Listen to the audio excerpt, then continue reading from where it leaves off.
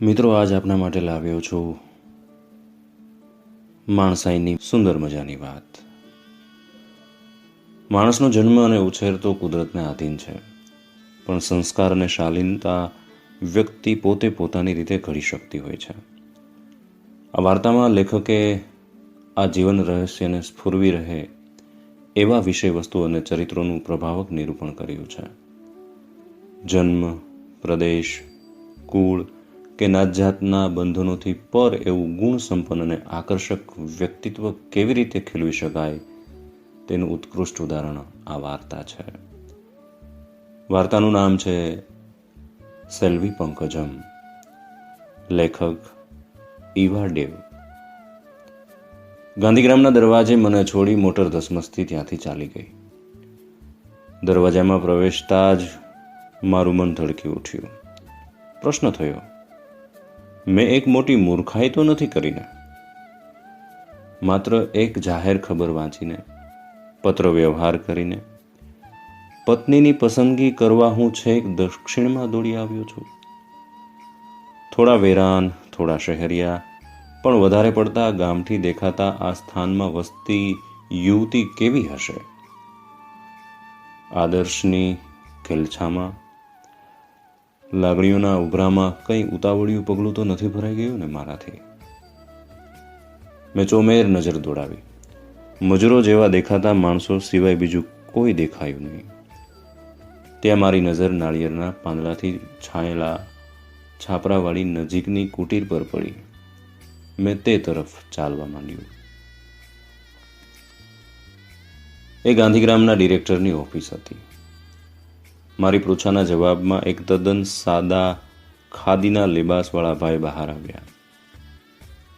Miss પંકજમનો હું મહેમાન છું એ જાણતા પોતે જ એમનું ક્વાર્ટર બતાવવા મારી સાથે ચાલ્યા. ચાલતા ચાલતા રહીને આસપાસ શાંત ગરમ વાતાવરણમાં ચૂપકીથી ઊભેલા અત્યંત સાદા મકાનોને અવલોકતા મારા મનમાં પ્રશ્નો સળવળવા માંડ્યા.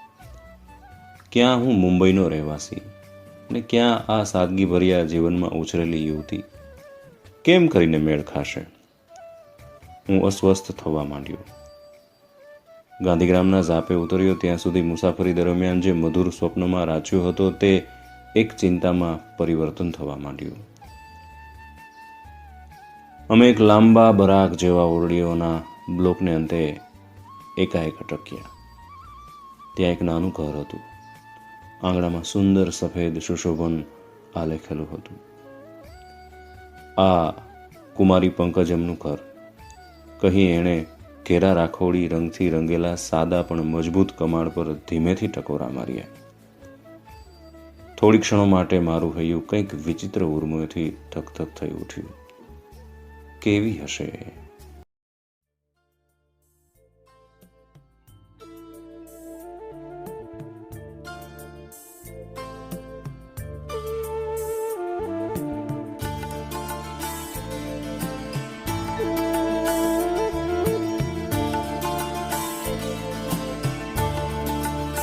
तेरे आने की जब खबर महकी,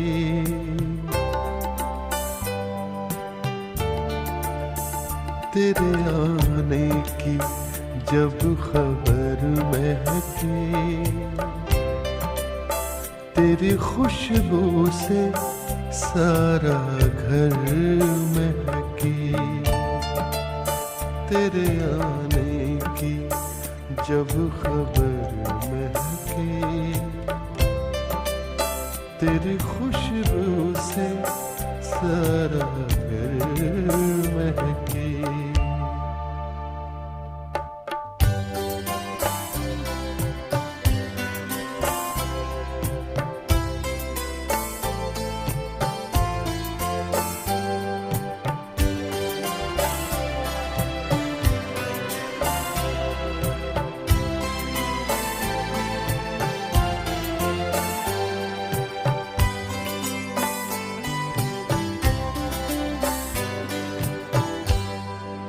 शाम महके तेरे तसव्वुर से,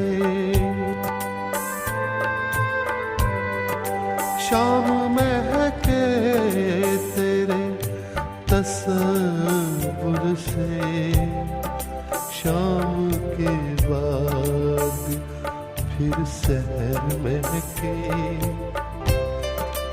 शाम के बाद फिर सहर महके, तेरे आने की जब खबर महके, तेरी खुशबू से सारा घर महके।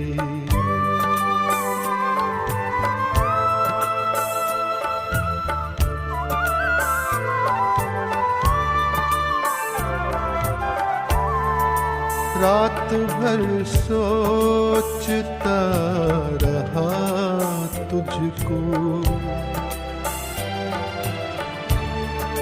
रात भर सोचता रहा तुझको, ज़हनो दिल मेरे रात भर महके,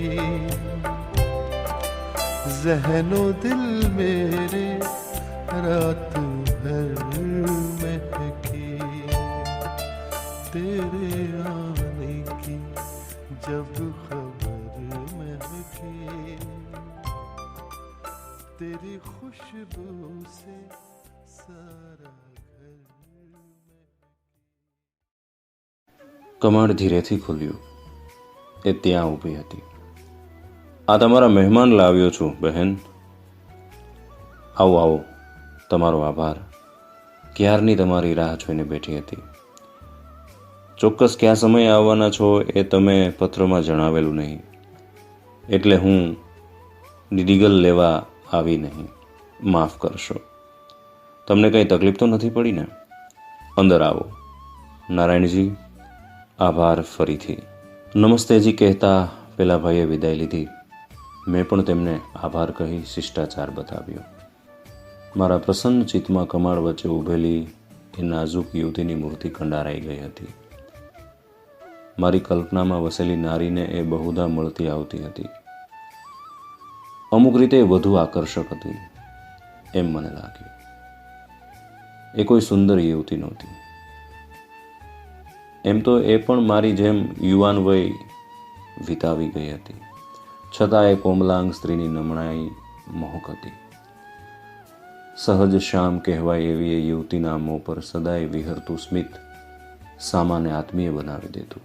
મીઠા જરા ઘેરા અવાજે દક્ષિણી એક્સેન્ટ સાથે ગુજરાતીમાં બોલી, અહીં ખૂબ તાપ છે, હું તમને ઠંડુ પાણી આપું, આવો બેસો. એ રસોડામાં ચાલી ગઈ. હું આશ્ચર્યથી છળી મર્યો. એક મધુર સંતોષથી હું ગદગદ બની ગઈ.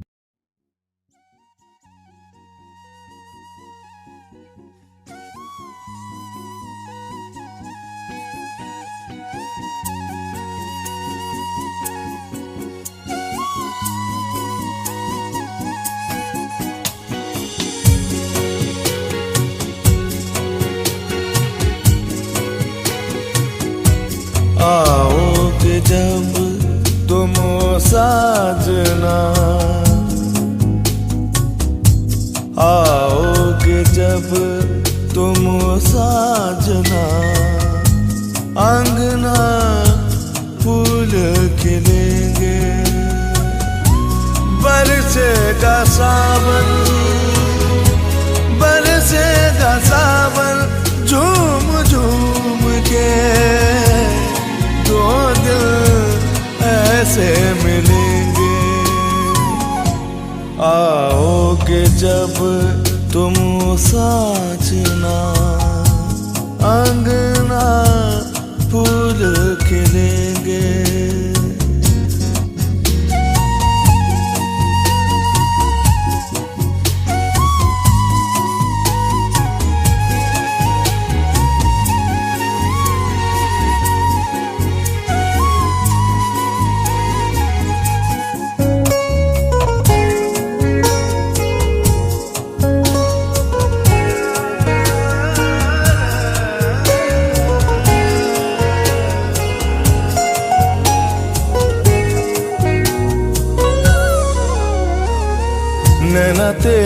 कजरारे हैं, नैनों पे हम दिल हारे हैं।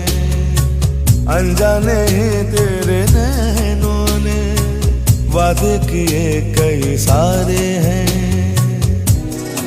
सांसों की ले मध्यम चले तो से गए बरसे का सावन, बरसे का सावन झूम झूम के दो दिल ऐसे मिलेंगे।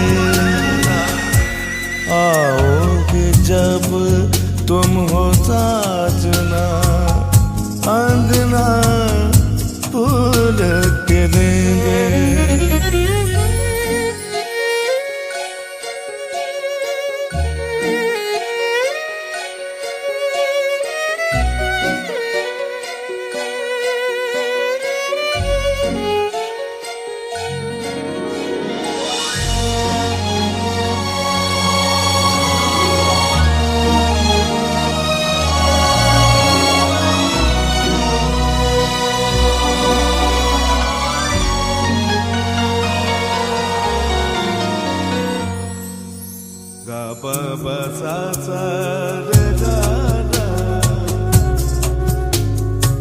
चंदा को ताकू रातों में, है जिंदगी तेरे हाथों में। पलकों पे झिलमिल तारे हैं, आना भरी बरसातों में। सपनों का जहां होगा खिला खिला, बरसेगा सावन, बरसेगा सावन झूम झूम के दो दिल ऐसे मिलेंगे।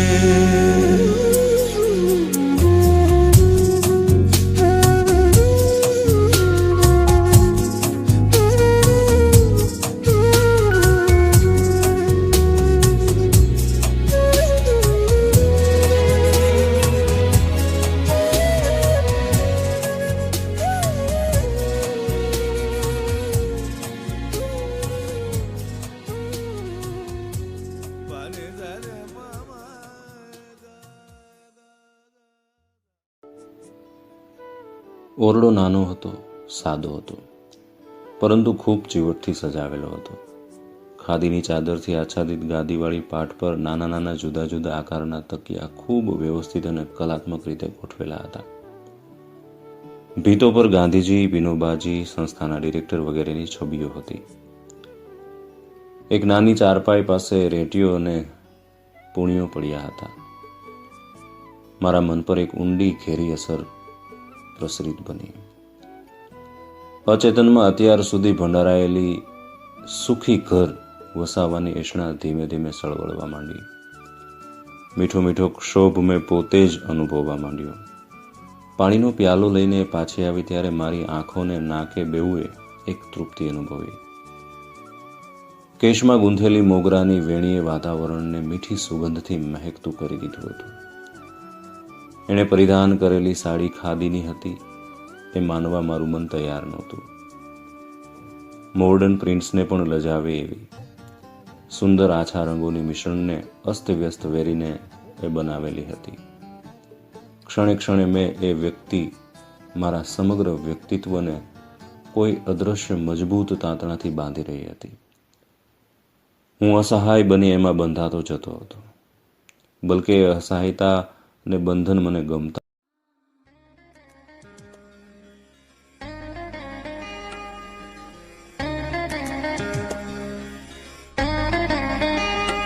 हम तुमसे न कुछ कह पाए, तुम हमसे न कुछ कह पाए.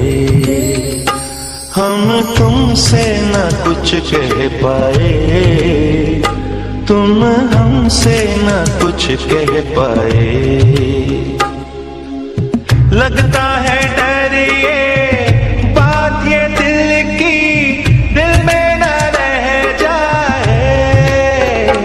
हम तुमसे न कुछ कह पाए, तुम हमसे न कुछ कह पाए.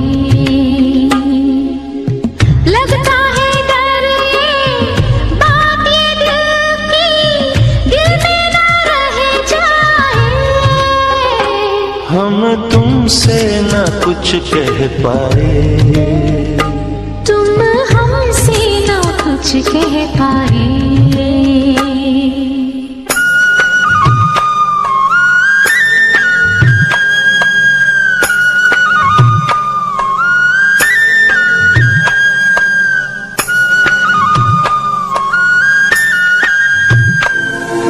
प्यार क्या है सनम, तुम हमको समझा गए।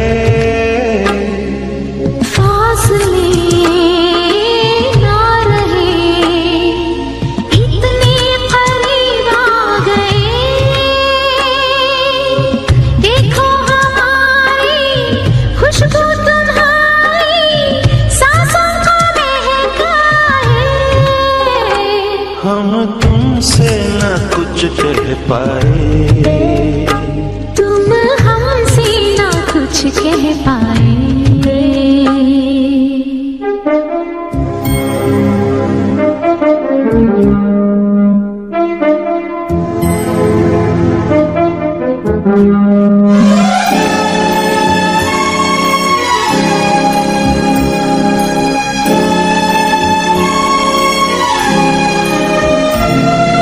रात भर जाग कर करवट बदलते थे हम।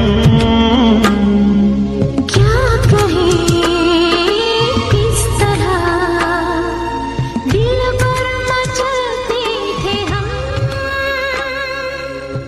कैसे बताएं तन्हा अकेले हम कितना એણે જ મૌન તોડ્યું. મને ગુજરાતીમાં બોલતા સાંભળીને તમને પણ નવાઈ ઉપજી હશે. તમારા મૌના ભાવ હું જોઈ સમજી ગઈ હતી. હું 3-4 વર્ષ વડોદરામાં રહી હતી. મારું MSc હોમ સાયન્સ મેં ત્યાં જ કર્યું હતું. ડિગ્રી લીધા બાદ મેં 1.5-2 વર્ષ નર્સરીમાં નોકરી કરી હતી. બાળકોના સંપર્કમાં ભાષા શીખવાનું વધુ સહેલું બની ગયું હતું. મને ગુજરાત ગમી ગયું હતું ને ગુજરાતીઓ પણ ગમી ગયા હતા. કહીને એ મીઠું મીઠું હસી. એને લગારે ક્ષોભ થતો હોય એવું એના વર્તન પરથી મને લાગ્યું નહીં. એની બોલવા ચાલવાની ને વાતચીત કરવાની રીત એટલી સરળ, એટલી સ્વચ્છ અને એટલી જ મુગ્ધ હતી કે મારી વ્યગ્રતા થોડી થોડી ઓછી થવા માંડી. ગુજરાતીઓ પણ એ શબ્દો પાછળનો ભાવ ને સૂચન બેવ હું સમજી ગયો હતો. મને ગમ્યા હતા. મેં સ્વસ્થ બનીને બોલવા માંડ્યું. મારી મુક્તમાં મુક્ત કલ્પનામાં પણ મને એ વિચાર નહોતો આવ્યો કે દક્ષિણમાં મને ગુજરાતી ભાષા સમજે એવી કોઈ વ્યક્તિની મુલાકાત થશે. સાચું કહું છું તમને, મારા આનંદનો પાર નથી. તમારી બોલીમાં જે મીઠાશ છે તે મેં કોઈ ગુજરાતણમાં સાંભળી નથી. તમારી વાત સાચી છે. પારકાને મોઢે બોલાતી આપણી ભાષા કાનને વધુ મીઠી લાગે છે. હવે જુઓ, તમે થાકી ગયેલા લાગો છો. તાપ પણ ઘણો છે. લાંબી મુસાફરીમાં તમારી સગવડ પણ નહીં સચવાઈ હોય. હું તમને મહેમાન ગૃહે લઈ જાઉં. ત્યાં તમે નાહી ધોઈને તૈયાર થઈ જાઓ. હું ભોજનનો પ્રબંધ કરું છું. પછી તમે 2-4 કલાક આરામ કરો. નમતી સાંજે હું તમને ગાંધીગ્રામની સંસ્થાઓનો અને ત્યાંની વિવિધ પ્રવૃત્તિઓનો પરિચય કરાવીશ.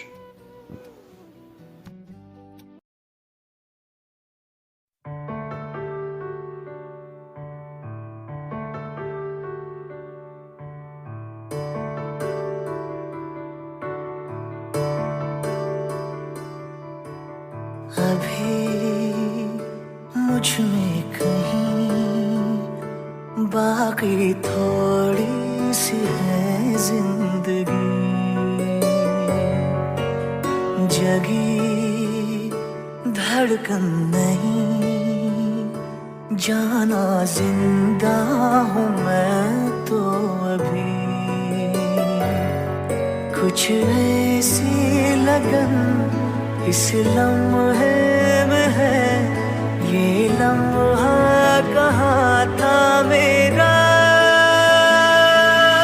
अब है सामने इसे छू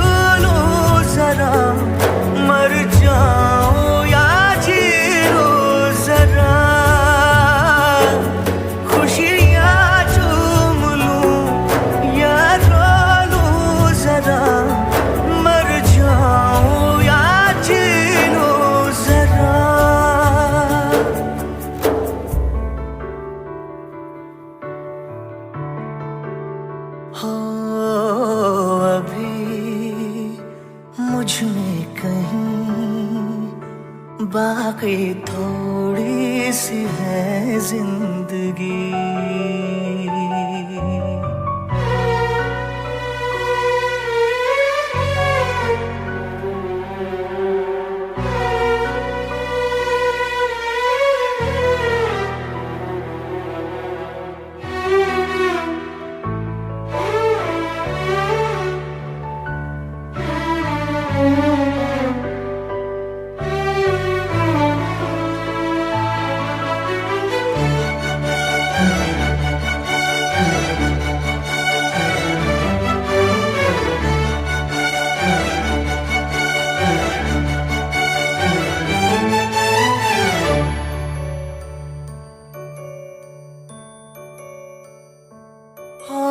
धूप में जलते हुए तन को छाया पेड़ की मिल गई। रूठे बच्चे की हंसी जैसे फुसलाने से फिर खिल गई। कुछ ऐसा ही अब महसूस दिल को हो रहा है। बरसों के पुराने जख्म पे मरहम लगा सा है। कुछ ऐसा रहम इस लम्हे में है। ये लम्हा कहाँ था मेरा, अब है सामने, इसे छू लूं जरा, मर जाऊं या जी लूं जरा। खुशियाँ चूम लूं या रो लूं जरा, मर जाऊं या जी लूं जरा।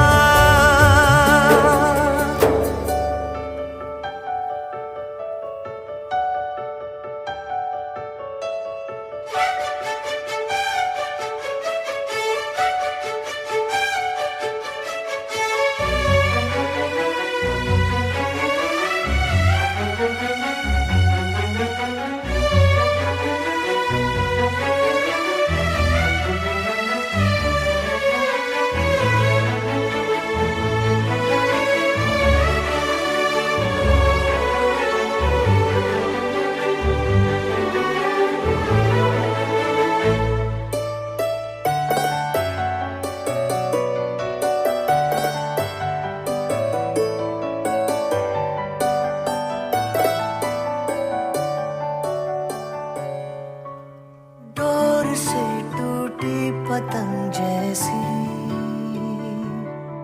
थी ये जिंदगानी मेरी।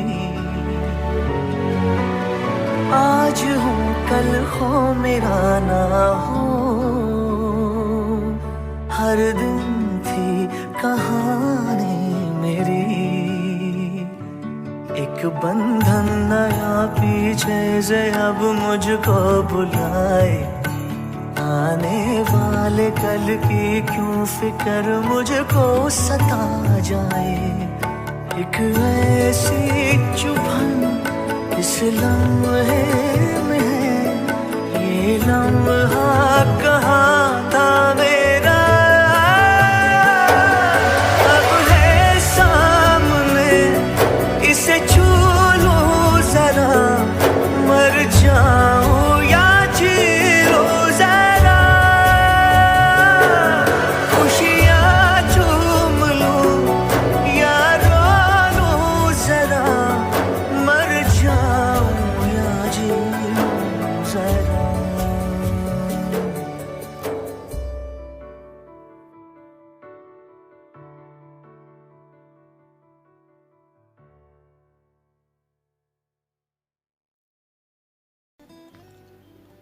હું મનોમન બોલ્યો, કેવી સરસ ચતુરાઈ! એકમેકનો પરિચય કેળવવાનો કેવો સરસ રસ્તો! એક પછી એક ક્રિયાઓ પતાવતા હું પંકજમની સ્મૃતિમાં ગાયબ થઈ ગયો. મને લાગ્યું કે મારી હસ્તી ખોવાઈ ગઈ છે. એનું મોં, એનું રૂપ, એના હાવભાવ, એના બોલ, એની ચાલ, એની આગવી રીતો. એ માત્ર એ કેવી મુક્ત, કેવી સાદી, કેવી સીધી, કેવી નિખાલસ. ક્યાંય ખોટી શરમ નહીં, ક્યાંય મોટો દંભ નહીં, કશી છેતરામણી ચાલાકી નહીં. ઉઘાડી ચોપડી જોઈ લો, વાંચી લો, સમજી લો. ત્યાં એક શંકા ઉઠી, અરે ભાઈ, તું તો પ્રેમમાં પડી ગયો, પણ એનું શું? તું એને સ્વીકાર્ય બનશે? થોડી બેચેની થઈ. વિચારોમાં અટવાતા મને ગાઢ ઊંઘ આવી ગઈ હતી. સાંજ મજાની હતી. હું એની રાહ જોતો, ફરી ઉત્કંઠ બનતો લોબીમાં આંટા મારતો હતો. ને આવી. નમસ્કાર કરી એ પગથિયા પર ઊભી રહી. હું એના આકર્ષક સ્વરૂપને જોઈ ખરેખર આભો બની ગયો. મને અનુભવ થયો કે હું કોઈ નવી જ વ્યક્તિને મળી રહ્યો છું. સાદગીમાં પણ આટલી મોહક સુંદરતા અને કમનીયતા હોઈ શકે એનો ખ્યાલ મને જીવનમાં પહેલી વાર આવ્યો. મારું મન હર્ષ વિભોર બની ગયું. કારણ આ દેખાતું ખરબચડું જીવન, શહેરોના ઉપલક્યા ભબકાને ક્યાંય લજવે એવું ચીવટવાળું શોભન લબ્ધ હતું. ચોરસ ડિઝાઇનમાં તખ્તામાં ગ્રામ પ્રતીકોની તપકીરી અને પોપટી રંગની ભાતથી શણગારેલી ખાદીની ઝીણી સાડીમાં સજ્જ હતી. કપાળમાં ગુલાબી રંગનો કંકુનો મોટો ચાંદલો હતો. લુખા ઢીલા વાળ, આધુનિક સ્ટાઇલના અંબોડામાં ફૂલોની ગૂંથણી હતી. આછા બદામી રંગની પટ્ટીમાં લાલ મોહરાવાળી હાથે બનાવેલી ચંપલો હતી. ભભકને મહેકથી વાતાવરણ સચેતન બની ગયું હતું. કંઈક બોલવાનું, એની પ્રશંસા કરવાનું, એને આનંદિત બનાવવાનું મારું મન થઈ ઉઠ્યું. ખાદીની સાડી, ગ્રામ વિસ્તાર, સાદા માણસો, આ બધું આટલું સુંદર હોઈ શકે, એમાં આટલી શોભા હોઈ શકે, એનો ખ્યાલ જો હું ગાંધીગ્રામમાં ન આવ્યો હોત તો મને જીવનમાં કદી ન આવત. ખરેખર આ સાડી તમને સરસ દીપે છે. એ જરા શરમાઈ ગઈ. એ લજ્જાને હું જોઈ રહ્યો.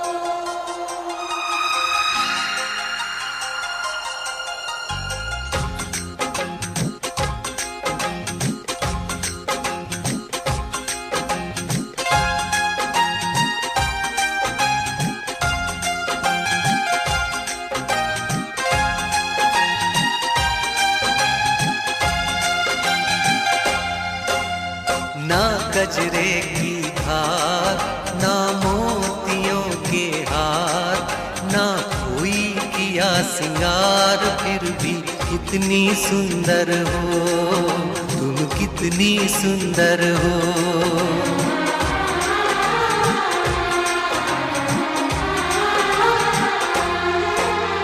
ना गजरे की धार, ना मोतियों के हार, ना कोई किया सिंगार, फिर भी कितनी सुंदर हो तुम, कितनी सुंदर हो. मन में प्यार भरा और तन में प्यार भरा, जीवन में प्यार भरा, तुम तो मेरे प्रियवर हो, तुम ही तो मेरे प्रियवर हो.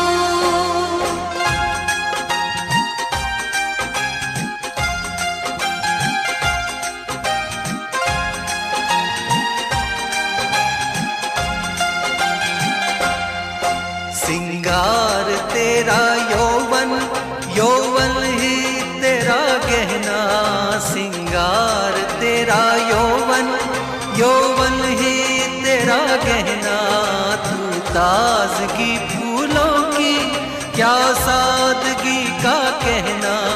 उड़े खुशबू जब चले तू, उड़े खुशबू जब चले तू, बोले तो बजे सितार. ना गजरे की धार, ना मोती के हार, ना कोई किया सिंगार, फिर भी कितनी सुंदर हो तुम, कितनी सुंदर हो।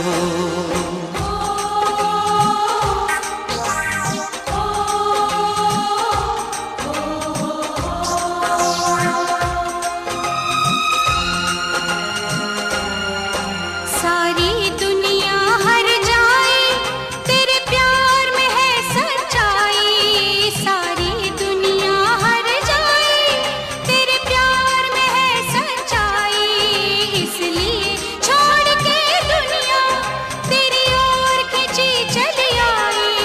थी पत्थर तूने छूकर, थी पत्थर तूने छूकर, सोना कर दिया खरा। मन में प्यार भरा और तन में प्यार भरा, जीवन में प्यार भरा। तुम तो मेरे प्रियवर हो, तुम तो मेरे प्रियवर हो।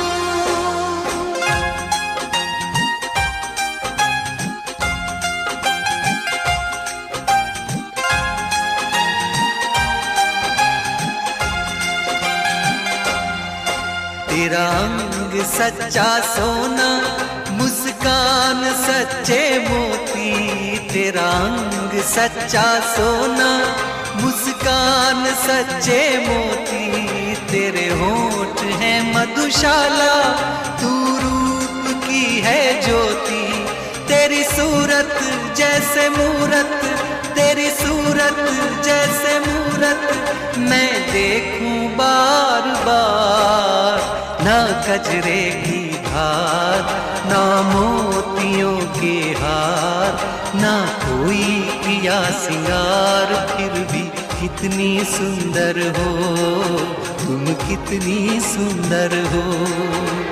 मन में प्यार भरा और तन में प्यार भरा, जीवन में प्यार भरा।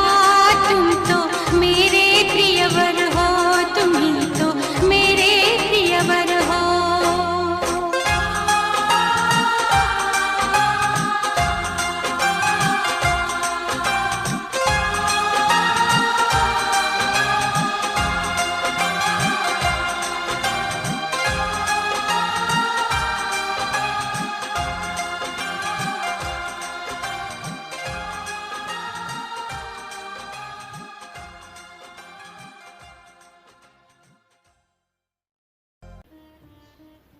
પોતાને સંભાળી લઈ એ બોલી, હજુ તમે બધી નાની મોટી સંસ્થાઓની મુલાકાત લેશો અને એમની વિભિન્ન પ્રવૃત્તિઓથી પરિચિત થશો ત્યારે તમને એની મહાનતા સમજાશે. ચાલો તમને આ સંસ્થાનો પરિચય કરાવી દઉં. અમે સાથે સાથે ચાલવા માંડ્યા. મારું મન આનંદના આવેગોમાં ભરાવા માંડ્યું. એણે બોલવાનું ચાલુ રાખ્યું. અહીંની 4 મુખ્ય સંસ્થાઓ જોવા જેવી છે: family planning institute, rural agriculture institute, music and dance college અને છેલ્લે હોમ ફોર ડેસ્ટિટ્યૂટ ચિલ્ડ્રન.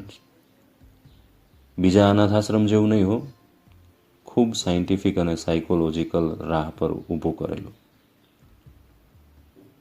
અત્યંત સુંદર જગ્યા છે આ. નાની ટેકરીઓની ગોદમાં સંતાયેલું આ ગામ કમનીય છે. બધાને આ ગામ ગમી જાય છે, એની અંદર રહેતા માણસો પણ. એનું મોં લાલ ચોળ બની ગયું. એણે હાથ રૂમાલ મોં પર દબાવ્યો. હું તો બચપણથી જ આની પ્રીતમાં છું. બીજા કેટલાય વિદેશીઓ અહીં સ્થિર થયા છે. 2-4 એક ઇન્સ્ટિટ્યૂટમાં છે. મોન્ટેસરી સાથે કામ કરી ચૂકેલા એક અંતેવાસી ડેસ્ટિટ્યૂટ હોમમાં છે. ચાલતા ચાલતા એણે મને સંસ્થાના પાયાની માંડીને અત્યાર સુધીના વિકાસની વાત કરી. આ સંસ્થા એટલે અમ્મા અને અપ્પાની જીવનકથની. ગાંધીજીના ચુસ્ત અનુયાયીને અંતેવાસી અમ્મા અને અપ્પાએ આ જંગલમાં કેવું મંગલ કર્યું તેની રસપ્રદ કથા સાંભળી.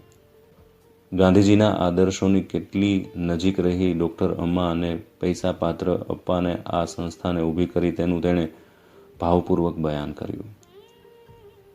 ગામડાના ઉદ્ધારમાં એનો ફાળો કેવો ને કેટલો છે તેનો અદ્ભુત ચિતાર આપ્યો. ફેમિલી પ્લાનિંગને એગ્રીકલ્ચર ઇન્સ્ટિટ્યૂટની પ્રવૃત્તિઓ ગામડાના અભણ અને અબૂધ માણસોને અવશ્ય આશીર્વાદ સમી લાગતી હશે એનો ખ્યાલ સહેજે મને આવી ગયો. છેલ્લામાં છેલ્લી ઢબના સાધનોથી સજ્જ સંસ્થાઓ આ ગાંધીગ્રામમાં જોતા મારા આશ્ચર્યનો પાર ન રહ્યો. આવી અપૂર્વ સંસ્થાના રચયિતા પતિ પત્નીને જોવા મન ઉત્કંઠ બની.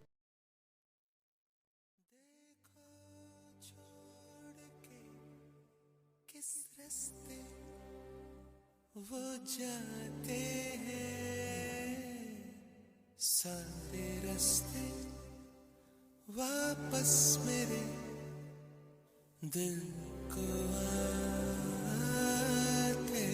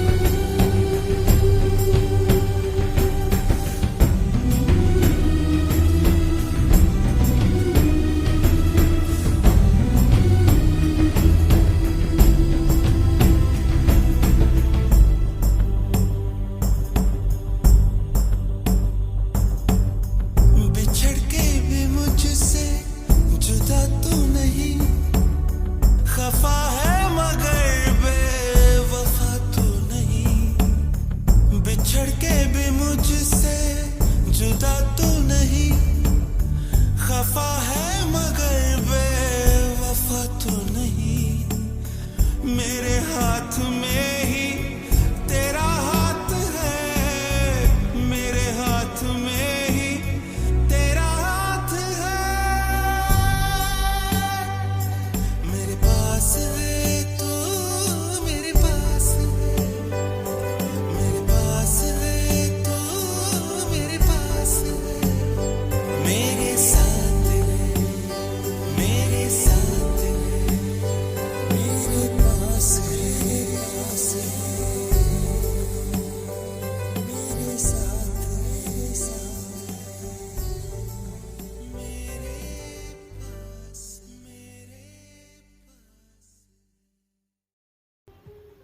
સંગીત અને નૃત્યના હોલમાં પ્રવેશતા જ હું અચકાઈને ઊભો રહી ગયો.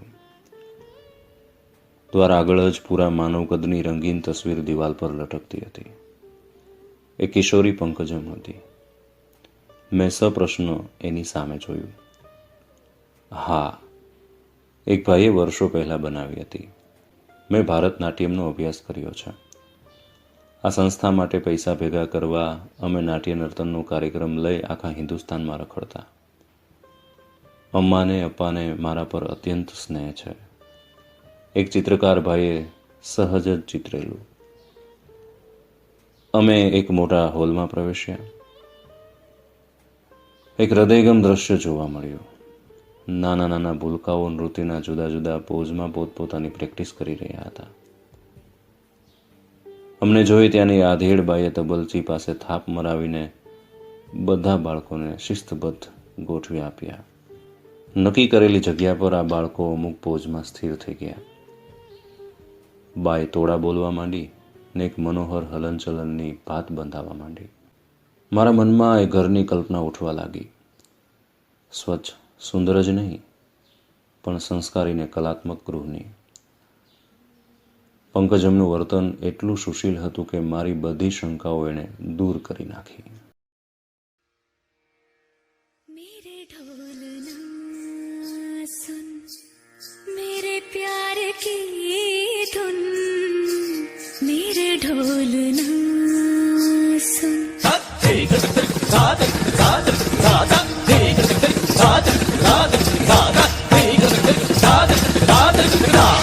मेरे ढोलना सुन, मेरे प्यार की धुन, मेरे ढोलना सुन.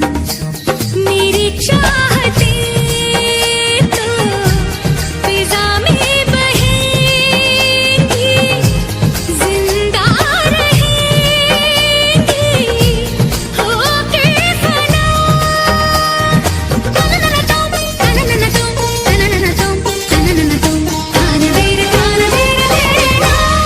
मेरे ढोलना सुन, मेरे प्यार की धुन, मेरे ढोलना.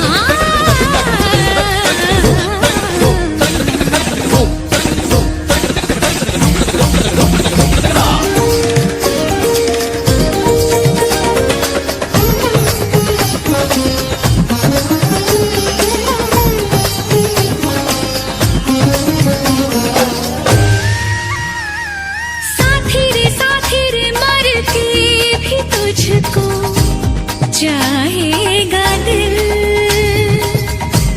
तुझे ही बेचैनियों में आएगा दिल.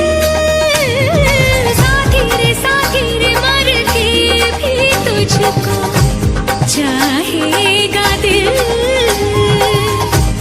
तुझे ही बेचैनियों में आएगा दिल. मेरे गीतों के साए में तेरी राहतों की खुशबू है, तेरे बगैर क्या जीना. मेरे रोम रोम में तू है, मेरी चूड़ियों की खन खन से तेरी सदाएं आती है. ये दूरियां हमेशा ही नजदीक हम बुलाती है. ओ पिया.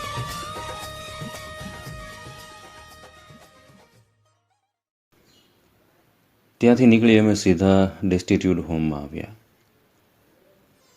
દરવાજામાં પ્રવેશ કરતા બોલી, અમને સૌને આ સંસ્થાનું બહુ ગૌરવ છે. અમે એને કલગીરૂપ સંસ્થા માનીએ છીએ. આ બાળકોમાંથી એક જૂથ પંકજમ બાજુ ખસીને આવ્યું અને લગભગ મારાથી દૂર ખસી ગયું. પેલા બાઈ મારી પાસે આવ્યા, નમસ્કાર કરી બોલ્યા, તમને હવે પંકજમ થોડો વખત નહીં મળે. આજે બાળકો એને મળ્યા નથી એટલે આ તક મળતા એની સાથે થોડું ખેલી લેશે, મળી લેશે. ચાલો, હું તમને આ સંસ્થાનો પરિચય કરાવી દઈશ. એ એક અત્યંત મજાનું સ્થળ હતું.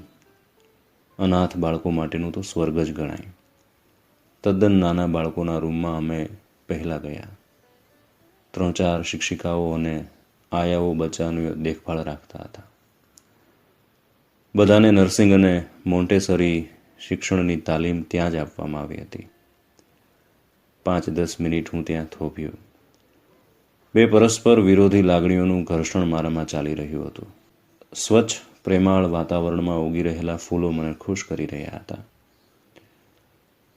બીજી બાજુએ એમના નિકટ સંબંધીઓને ત્યાંથી ત્રજાયેલા હતા. એ જાણી હું અત્યંત વેદના અને દુઃખ અનુભવી રહ્યો હતો. એક જાડો આનંદી બાળક ઘૂંટણિયા ભરતો મારી પાસે આવ્યો. મેં એને ઊંચકી લીધો. એ ખિલખિલાટ હસી પડ્યો. એને નીચે મૂકીને અમે જવા માંડ્યું ત્યારે એ ઊંચે સાદે રડવા માંડ્યો. મારું અંતર દ્રવી ઉઠ્યું. અત્યંત ચોખ્ખી, વ્યવસ્થિત, બાળકોની શારીરિક અને માનસિક પ્રગતિ માટે બધી જ સામગ્રીથી સજ્જ એ રૂમો મારા ચિત્તમાં સદાયને માટે મઢાઈ ગયા. બહાર મેદાનમાં આવ્યા અમે. નાના બાળકો કિલ્લોલ કરી રહ્યા હતા. એકાએક પ્રશ્નો મનમાં ઉઠ્યા અને મેં પૂછી નાખ્યા. માફ કરજો, આ પ્રશ્ન પૂછવા માટે ઉત્સુકતા રોકી શકતો નથી. આ બધાના મા બાપોથી જ્ઞાત છો તમે? આ બાળકોને અહીં કોણ લાવે છે? બધા જ. ગરીબ, તવંગર, પુનિત, પાપી, દુર્જન, સજ્જન. જેનાય દિલમાં રામ વસ્યો હોય છે તે આ બાળકનું ગળું ટૂંપવાને બદલે કે રઝળતું છોડીને દેવાને બદલે એને અહીં લઈ આવે છે. ગટરમાંથી, કૂવામાંથી, ઉકરડેથી, જંગલમાંથી, કંઈ કલ્પનામાં ન આવે એવી ગંદી જગ્યાએથી માણસોએ એમને અહીં બહાર કાઢી આપી જાય છે. કોઈક જ વખત અમને એમના મા બાપોની જાણ થાય. મોટાભાગની નથી થતી. અમે કિશોર બ્લોક બાજુ આગળ વધતા હતા. તમે આ બાળકોને કેવી રીતે તૈયાર કરો છો?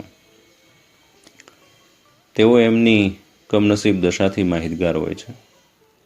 એ ઉંમરલાયક થાય ત્યારે નોર્મલ માણસની માફક દુનિયા જોઈ શકે છે. સમાજ એમને કઈ રીતે સ્વીકારે છે? તમારો અનુભવ શું કહે છે? આ બાળકોને સર્વ રીતે તૈયાર કરવામાં અમે અમારાથી બને એટલું બધું કરીએ છીએ. એમની બુદ્ધિને બીજી શક્તિઓને લક્ષમાં લઈ એને લાયક તાલીમ આપવા અમે પૂરો પ્રયત્ન કરીએ છીએ. મોટા ભાગે સફળતા મળી છે, પરંતુ કેટલાક બાળકોની બાબતમાં અમે નિષ્ફળ પણ ગયા છીએ. તમને એક નક્કર જ દાખલો આપું. તમે પંકજમના મિત્ર છો. પંકજમ એ આ સંસ્થાની આગવી સિદ્ધિ છે. તમે જાણો છો. એનું નામ અમાએ જાણીબૂજીને આ રાખ્યું છે. એ કાદવનું કમળ છે. એ આ સંસ્થાનું ફરજંદ છે. અમને એનું મોટું ગૌરવ છે. મારી છાતીમાં ભયંકર કડાકો થયો. આ સૌમ્ય અને શાંત છોકરીની જોડ શોધવી મુશ્કેલ છે. ભણવામાં એ ફર્સ્ટ ક્લાસ ફર્સ્ટ રહી છે એટલું જ નહીં, બીજા ક્ષેત્રોમાં પણ એ મોખરે રહી છે. શું એનું લેખન, શું નર્તન કે શું વક્તૃત્વ! એ આ સંસ્થાનું ફરજન છે. એ કાદવનું કમળ છે. માટે એનું નામ પંકજમ છે. મારા મનમાં એ શબ્દો ઘોળાવા માંડ્યા. એના મા બાપની તમને જાણ છે ખરી? સહજ જ પ્રશ્ન થઈ ગયો મારાથી. ના. એના મા બાપ, સ્નેહીજનો, જે કાંઈ ગણો તે આ સંસ્થા, ને આનાથી પણ અધિકતર અમ્મા અને અપ્પા. મારા હૃદયમાં સુપ્ત પૂર્વગ્રહો સળવળવા માંડ્યા. આને કેમ પરણાય?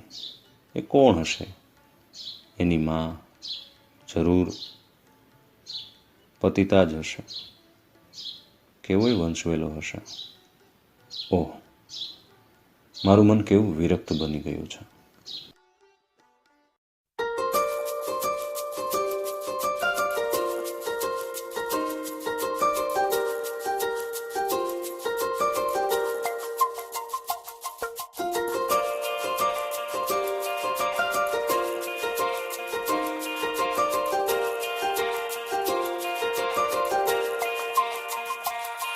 रब की कहानी है इश्क कोई, दिल की दीवानी है इश्क कोई, महकी सी प्याली है इश्क कोई, सुबह की लाली है इश्क, गिरता सा झरना है इश्क कोई, उठता सा कलमा है इश्क कोई, सांसों में लिखता है इश्क कोई, आंखों में गिरता है इश्क।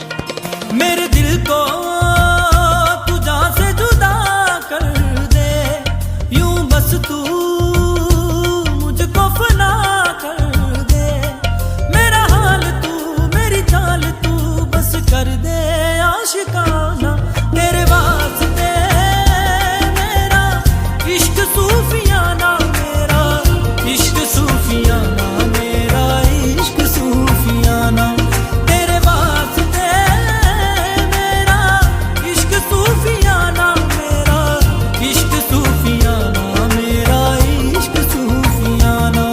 रब की कवाली है इश्क कोई, दिल की दीवानी है इश्क कोई, महकी सी प्याली है इश्क कोई, सुबह की लाली है इश्क।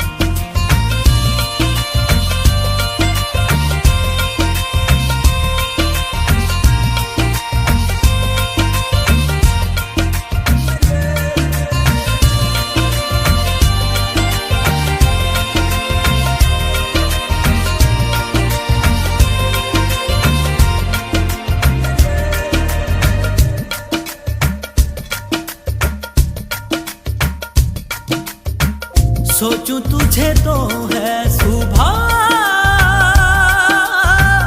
सोचूं तुझे तो शाम है,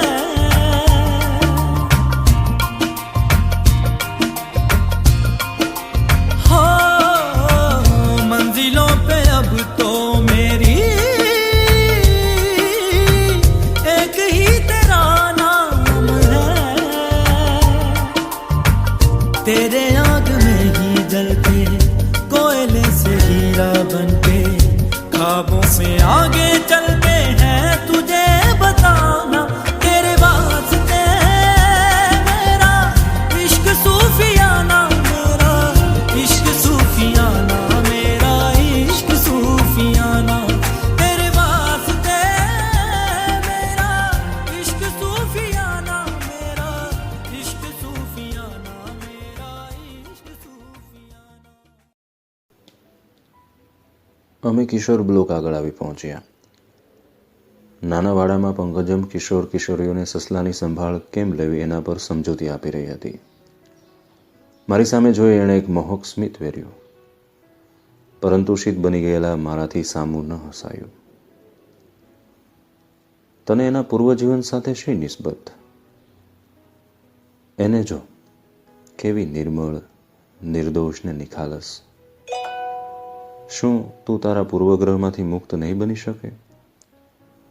પણ એની માં કોની સાથે કેવો સંબંધ? ભયંકર ગજગ્રાહ ચાલવા માંડ્યો મારા મનમાં. લાખ પ્રયત્ન કરવા છતાંય મનમાં ઉઠતી એક પ્રકારની ધૃણા હું કેમેય કરી રોકી શકતો ન હતો. હૃદયને આળું બનતું અટકાવી નહોતો શકતો. ત્યાંથી ભાગી નીકળવાની વૃત્તિઓ જોર કરીને ઉછળી રહી હતી. હું મૂંગો બની ગયો.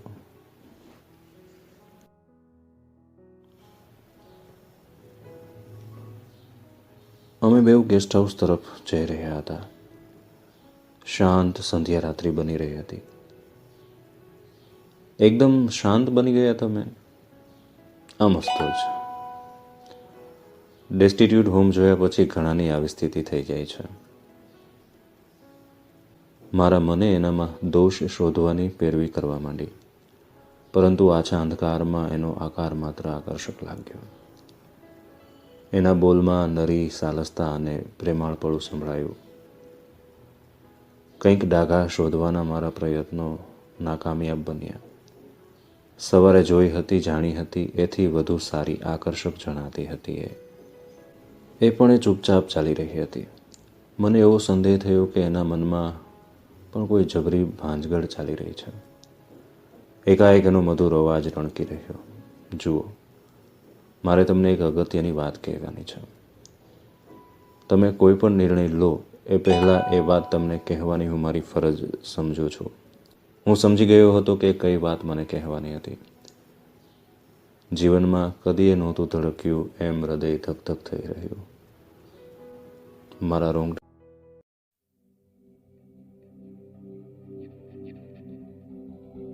मैं ताजिया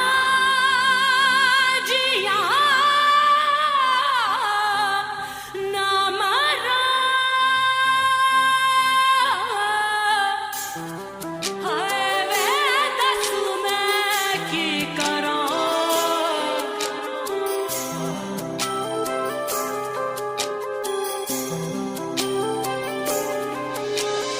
दिल जुड़े बिना ही टूट गए, हाथ मिले बिना ही छूट गए, की लिखने लेखा किस्मत ने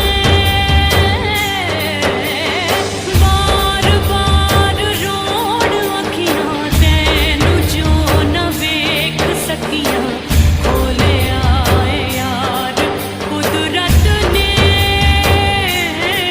कट्टा में किवे दिन तेरी सो तेरे बिन मैं ताजिया મારું જીવન એક અનોખી કહાણી છે. મારું નામ મારી કથા કહી દે છે. મારે ઘર નથી, મા બાપ નથી, સ્વજન નથી. દુનિયાના વ્યવહારની દ્રષ્ટિએ જે ગૃહ તમે હમણાં જોયું તે મારું સાચું ઘર છે. ત્યાંના સંચાલકો અને ભૂલકાઓ મારા સ્વજન છે. અમ્મા અને અપ્પા મારા મા બાપ છે. મારી નાત, મારું ગોત્ર, મારી જાતિ કશાની મને ખબર નથી. હું કાદવનું ફૂલ છું, પણ મને હું રજ માત્ર હીન ગણતી નથી, બલકે મને એનું ગૌરવ છે. મારા પૂર્વગ્રહો ઓગળતા ગયા. રહી રહીને મારા હૃદયમાં પ્રશ્ન ઉઠી રહ્યો. કોઈ પણ સ્ત્રીએ પોતાના જીવનની કલુષિત વાત શું આ રીતે મને કહી શકી હોત ખરી? ઉદાત્ત સંસ્કારની નિશાની નથી શું? આ ખાનદાની નથી શું? હું ઉર્મિલ બની ગયો. પંકજમની સુંદરતા, એના અવાજની મીઠાશ ને આત્મીયતા, એના દેહની સુગંધ, એના વ્યક્તિત્વની આકર્ષકતા, બધું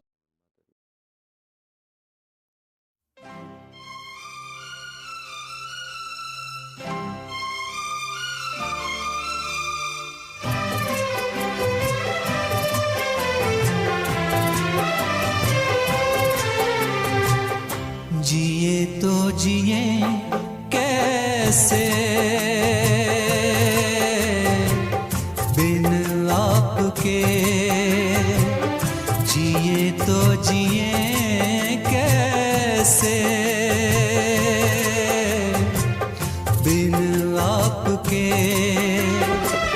लगता नहीं दिल कहीं बिन आपके, जिए तो जिए कैसे बिन आपके, जिए तो जिए कैसे बिन आपके.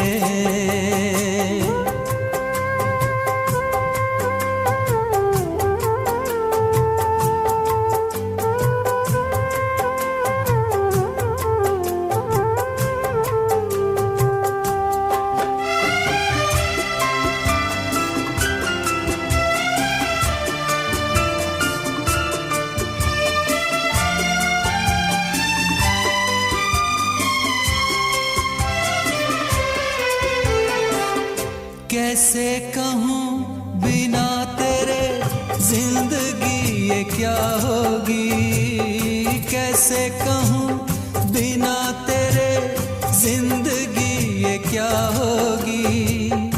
जैसे कोई सजा कोई बद्दुआ होगी, जैसे कोई सजा कोई बद्दुआ होगी। मैंने किया है ये फैसला, जीना नहीं है तेरे बिना। जिए तो जिए कैसे बिन आपके, जिए तो जिए कैसे बिन आपके। लगता नहीं दिल कहीं बिन आपके, जिए तो जिए कैसे बिन आपके, जिए तो जिए कैसे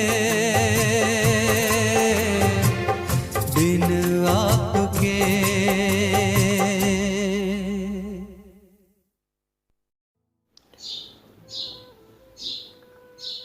એક વાત પૂછું તમને? હું બોલ્યો ને અટકી ગઈ. તમે મને સ્વીકારશો સેલ્વી પંકજમ? મેં કાંપતા સ્વરે પૂછ્યું. શું શું? સ્વી ના હા. એ હર્ષના અતિરેકથી થોથવાઈ ગઈ. એ ગળગળી બની ગઈ. એનો અવાજ ગળામાં ઘૂંટાઈ ગયો. એની વાચા મૌન બની ગઈ. એણે નજીક આવી મારા હાથ પકડી લીધા. એની આંખમાંથી આંસુ સરી રહ્યા હતા. મારું હૈયું દ્રવી ઉઠ્યું. એ થોડી સ્વસ્થ બની બોલી, સાચે તમે મને સ્વીકારશો? હું આ ઉત્તર માટે તૈયાર નથી. તમે મને ચૂપચાપ તરછોડી અહીંથી ચાલ્યા ગયા હોત તો એ વધુ સ્વાભાવિક લાગત. એમ ઘણા ગયા છે. તો હું પણ ડોક ઉન્નત કરી, ખંભા ઉછાળી, અભિમાનથી ચાલી નીકળી હોત. બીજે દિવસે બધું વિસરી પણ ગઈ હોત. પરંતુ આ નથી માની શકતી. આ પળ માટે વર્ષોથી થોભી છું. મેં એની આશા બિલકુલ મૂકી દીધી હતી. ત્યારે એ સૌભાગ્યની ઘડી આમ અચાનક આવીને ઊભી રહી છે. નથી જીરવાતી એ મારાથી. મેં એના આંસુ લૂછી નાખ્યા. એણે મારા હાથ આંખે દાબી દીધા.